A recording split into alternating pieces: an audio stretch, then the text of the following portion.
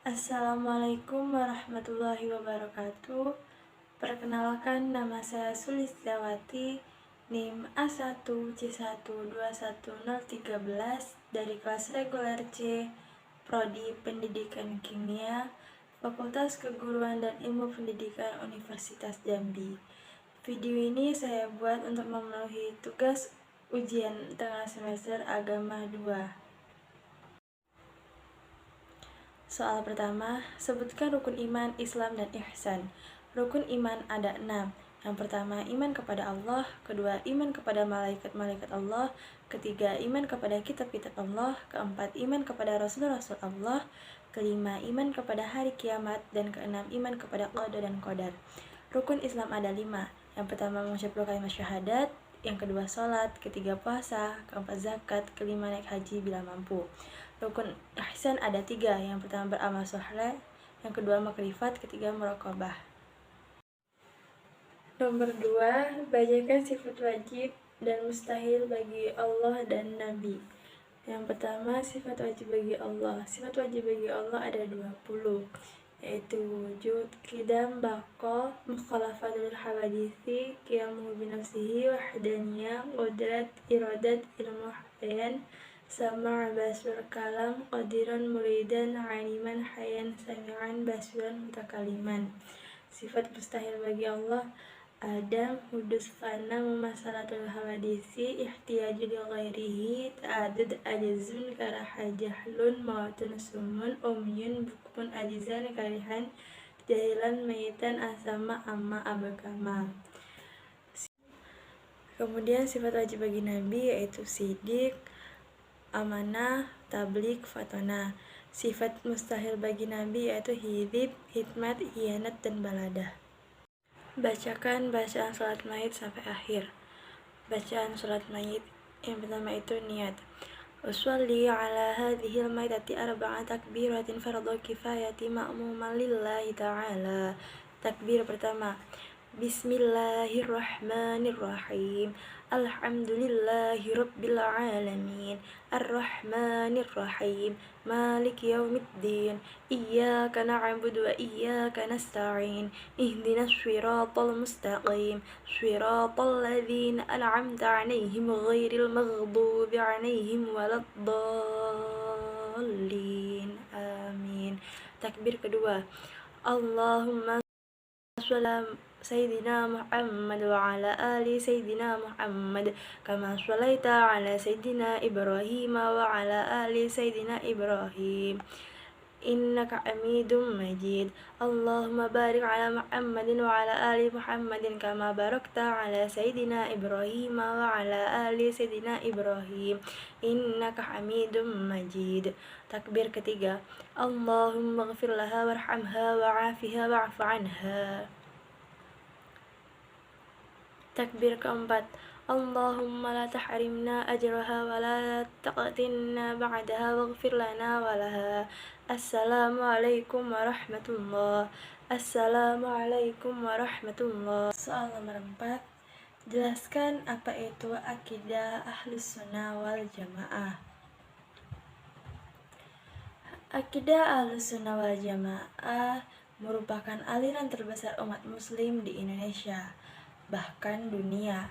Ahlus Sunnah wal Jamaah merupakan golongan atau orang-orang yang mengikuti perilaku Nabi Muhammad SAW dan para sahabatnya sesuai Al-Quran dan Sunnahnya. Menurut Syekh Hashim Asy'ari dalam kitabnya Hidayat Takliqat, kelompok ini terhimpun dalam 4 mazhab, yaitu mazhab Hanafi, mazhab Syafi'i, mazhab Maliki, dan mazhab Hambali.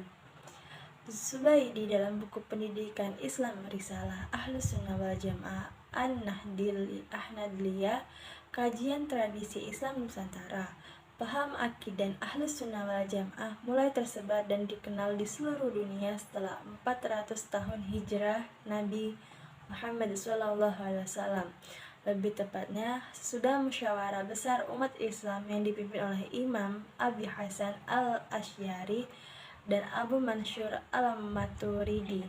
Dari musyawarah tersebut menghasilkan beberapa keputusan, yaitu Akidah Ahlus Sunnah wal Jamaah adalah akidah yang bisa dipertanggungjawabkan kebenaran perilaku agamanya kepada Al-Quran dan hadis.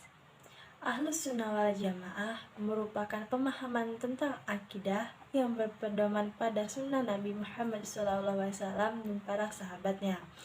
Dikutip dari buku Pendidikan Islam Risalah Ahlus Sunnah wal Jamaah An-Nahdliyah oleh Subaidi, secara terminologis Ahlus Sunnah wal Jamaah terbagi menjadi 3 kata, yaitu ahlun yang artinya keluarga, golongan, atau pengikut komunitas.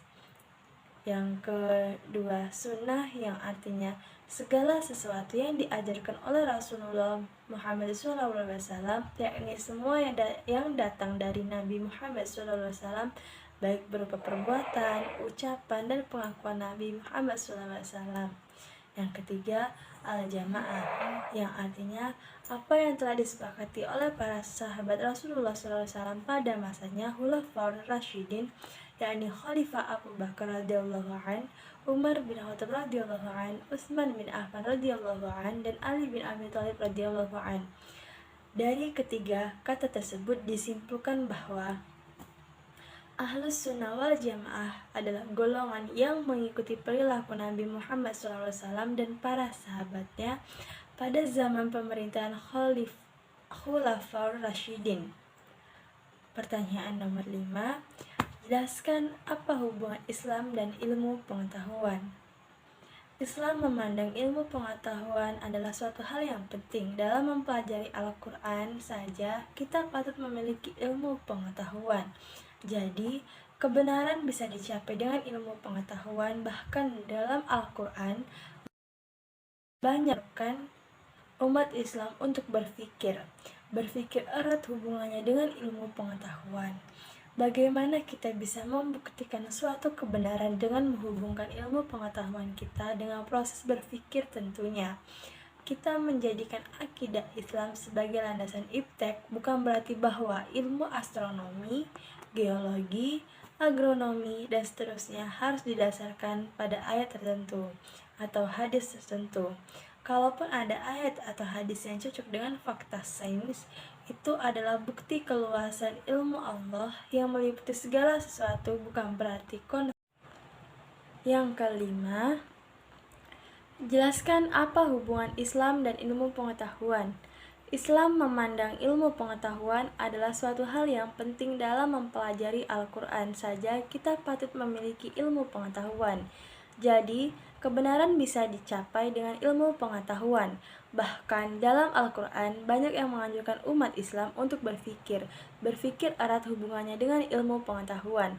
Bagaimana bisa membuktikan suatu kebenaran dengan menghubungkan ilmu pengetahuan kita dengan proses berpikir? Tentunya kita menjadikan akidah Islam sebagai landasan iptek bukan berarti bahwa ilmu astronomi, geologi, agronomi, dan seterusnya harus didasarkan pada ayat tertentu atau hadis tertentu.